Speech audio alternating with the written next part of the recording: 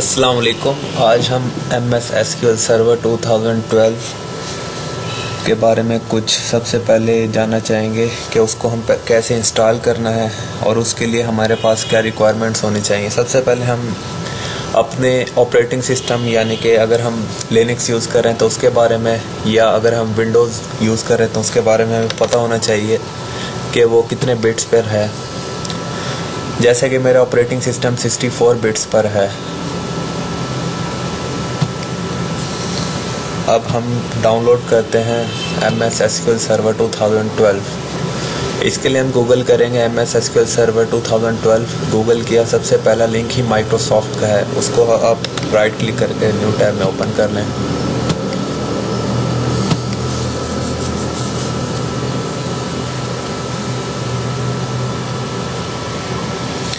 Language आप select कर लेंगे एज़ पर रिक्वायर्ड। आपको जो लैंग्वेज आती है इजीली आप उसको कर लेंगे। मैं इंग्लिश को प्रेफर करूँगा।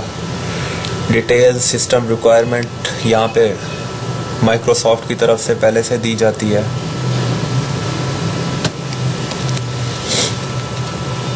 उसका फाइल साइज़ क्या है, उसकी पब्लिश डेट क्या है, उसका वर्जन क्या है, उसका लोकल DBI कौन सा होगा। आप अपनी सिस्टम रिक्वायरमेंट और इंस्टॉल इंस्ट्रक्शंस यहाँ से देख सकते हैं, या अगर आपकी कोई ट्रबल शूटिंग की प्रॉब्लम आ रही है तो उसको यहाँ से देख सकते हैं आप। हम सीधा जाएंगे इसके डाउनलोड में। डाउनलोड में फ़ाइल नेम पूछ रहा है कि कौन सा हमने करना है डाउनलोड। हमने यहाँ पे देखना है MS SQL server management studio.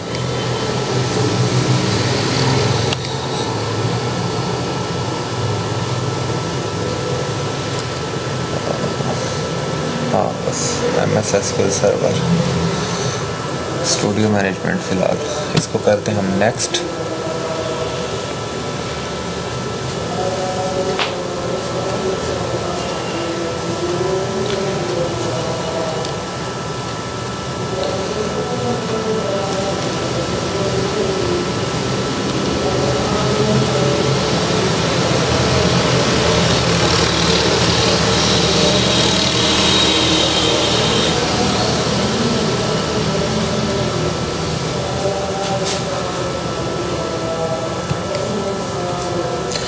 अब आप यहाँ पे देख रहे हैं कि ये मैनेजमेंट स्टूडियो डाउनलोड होना स्टार्ट हो गया। तो ये थोड़ा सा टाइम लेगा डाउनलोड होने में, इसलिए मैं वीडियो पॉज कर देता हूँ।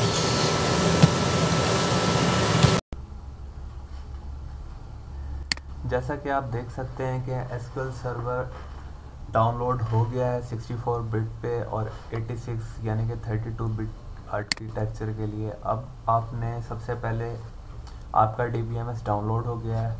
इसके साथ साथ हमको नेट फ्रेम भी डाउनलोड करना पड़ता है।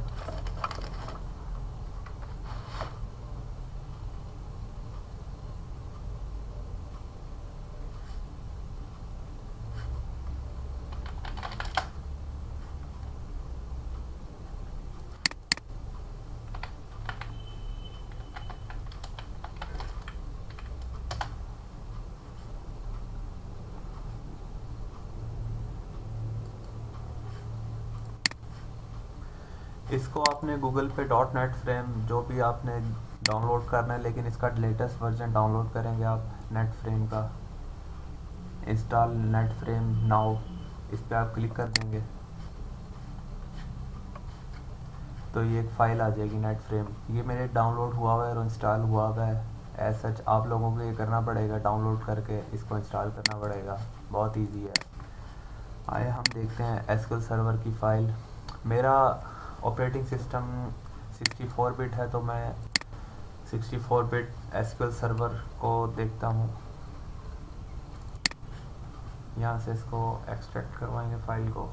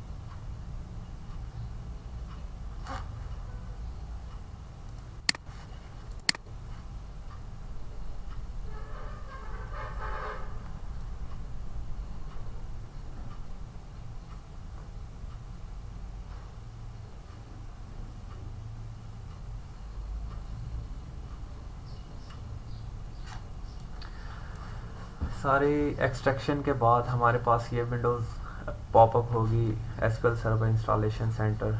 इसके अंदर अगर हमारा एसक्यूएल सर्वर 2008 इंस्टॉल है तो उसको हम अपग्रेड करवा के एसक्यूएल सर्वर जो लेटेस्ट उसकी रिलीज़ आई हुई है उसके ऊपर ले आएंगे। अगर हमारे पास एसक्यूएल सर्वर इंस्टॉल नहीं है पहले से तो हम new SQL server standard loan के ऊपर क्लिक करेंगे।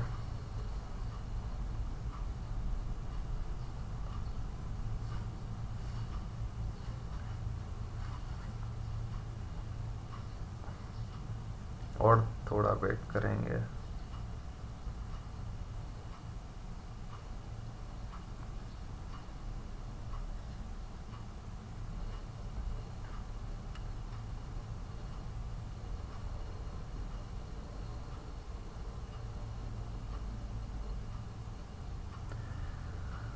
इस चीज़ का ख़ास ख्याल रखा जाए कि एसक्यूएल सर्वर जब इंस्टॉल कर रहे हैं तो हमारे पास इंटरनेट का प्रॉपर कनेक्शन हो, क्योंकि ये कुछ फाइल्स डाउनलोड करके फिर इंस्टॉल करेगा।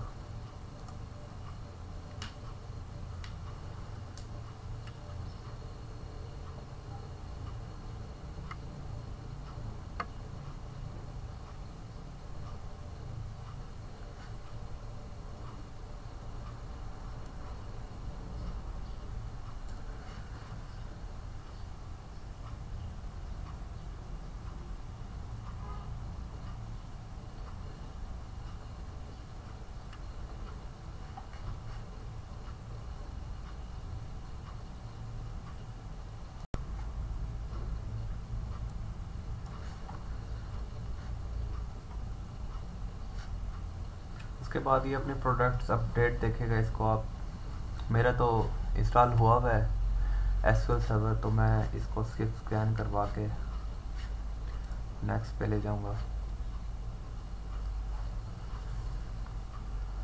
अब आपने ये वाला प्रोसेस टोटली डाउनलोड करवाना पड़ेगा आपको। पहले ये अपने प्रोडक्ट्स को अपडेट करेगा, उसके बाद आपकी सेटअप की फ़ाइल को डाउनलोड करेगा, फिर उसको एक्सट्रैक्ट करके उसके बाद सेटअप को इंस्टॉल करेगा। इसके अंदर एक चीज़ जिसके बारे में ध्यान रखा जाए कि हम इसके अंदर एक डेटाबेस की ऑथराइजेशन आईडी देते हैं, उसको हम डिफ़ॉल्ट पे ही रहने दें बेसिक लेवल पर तो वो ठीक रहता है। अगर हम उसके अंदर कोई यूज़र नेम या पासवर्ड डाल दें और वहाँ पे जाके अगर हमसे वो कनेक्ट ना हो तो हमें दोबारा से इसको डिलीट करके इंस्टॉल करना पड़ता है। इसको डिलीट करने के लिए काफ़ी सारी इसकी फाइल्स हैं जो इसको हम जाके डिलीट करना पड़ता है, उसमें भी काफ़ी टाइम कंज्यूम होता है।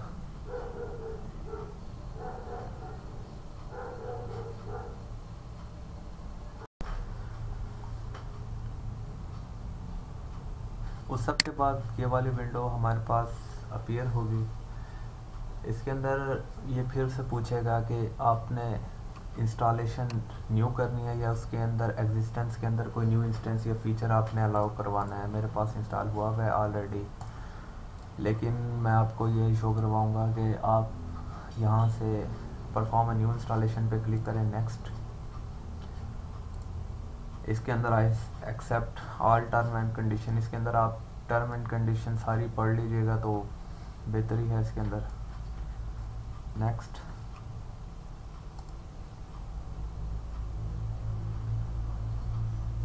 फिर इसके हमने फीचर सेलेक्ट करने हैं,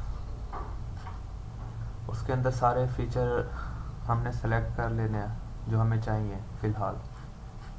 नेक्स्ट करेंगे हम।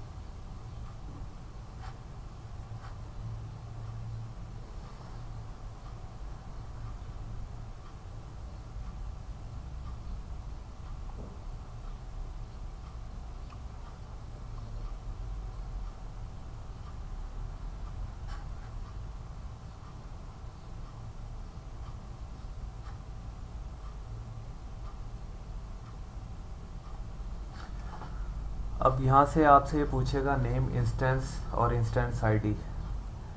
आप इसको डिफ़ॉल्ट इंस्टेंस रख के बिल्कुल डिफ़ॉल्ट करके इसको नेक्स्ट क्लिक कर दें। और ये रूट इंस्टेंस डायरेक्टरी वो पूछ रहा है जिसके अंदर ये इंस्टॉल करना है आपने।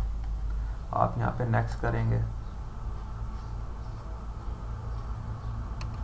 उसके बाद ही हमसे डिस्क स्पेस रिक्वायरमेंट पूछेगा।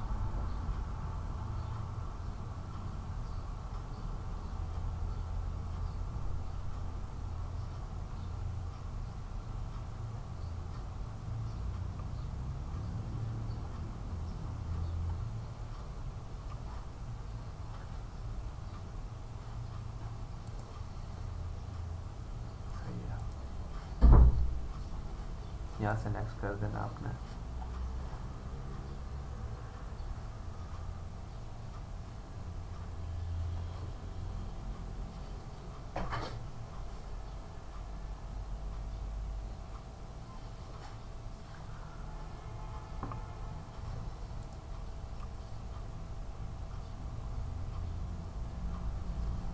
इसको जो मैंने अपने पीसी में इंस्टॉल किया हुआ है वो सी के अंदर नहीं इंस्टॉल किया, क्योंकि सी के अंदर ऑलरेडी ऑपरेटिंग सिस्टम मेरे इंस्टॉल है। अगर मैंने ऑपरेटिंग सिस्टम चेंज करना हुआ तो ये दोबारा से मुझे इंस्टॉल करना पड़ेगा, इसलिए मैंने इसको डी में ऑलरेडी इंस्टॉल किया हुआ है।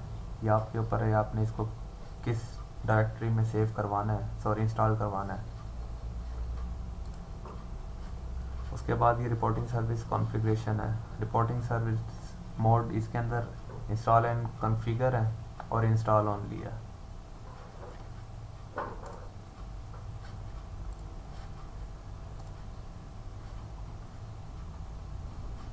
अब यहाँ पे इंस्टॉलेशन स्टार्ट हो गई है, ये कंप्लीट हो जाएगी।